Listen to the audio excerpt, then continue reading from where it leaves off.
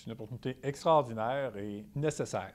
À savoir que oui, c'est bon les mémoires, mais quand on a la chance de pouvoir les communiquer, de partager des opinions avec des commissaires, ça permet vraiment d'amener des angles que souvent n'ont pas pu traiter dans le mémoire.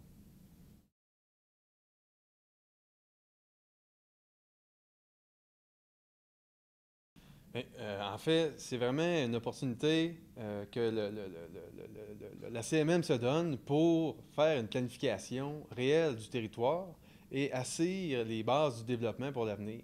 Puis je crois que c'est important, puis on l'a entendu dans les consultations publiques, que cette planification-là soit la plus précise, la plus complète possible pour amener un climat de certitude sur les enjeux, entre autres, de la conservation des milieux humides.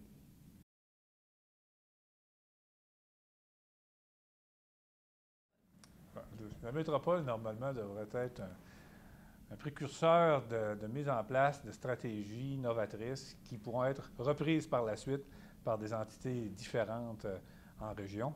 Et pour Canard Limité, quand on pense que la communauté métropolitaine de Montréal recouvre ses 3,7 millions d'habitants, c'est 82 municipalités, plusieurs MRC, c'est une opportunité pour nous de mettre en place une stratégie ou de proposer une démarche de développement de conservation des milieux humides qui va couvrir un endroit important au Québec. Si on considère que Montréal est au centre du Saint-Laurent, donc un habitat de qualité pour la sauvavine et l'ensemble de la faune et de la flore.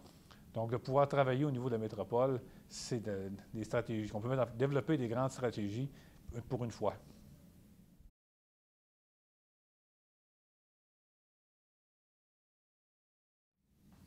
Bien, une métropole, c'est d'abord un cadre de vie, à la fois pour nous, mais aussi, justement, comme ça a été mentionné, pour la faune.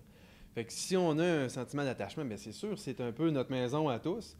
Et en ce sens, c'est important de faire en sorte, par une bonne planification, entre autres de ce que propose le PMAD, de justement faire une planification qui est soucieuse d'optimiser notre qualité de vie en tant que citoyen, puis aussi pour la faune.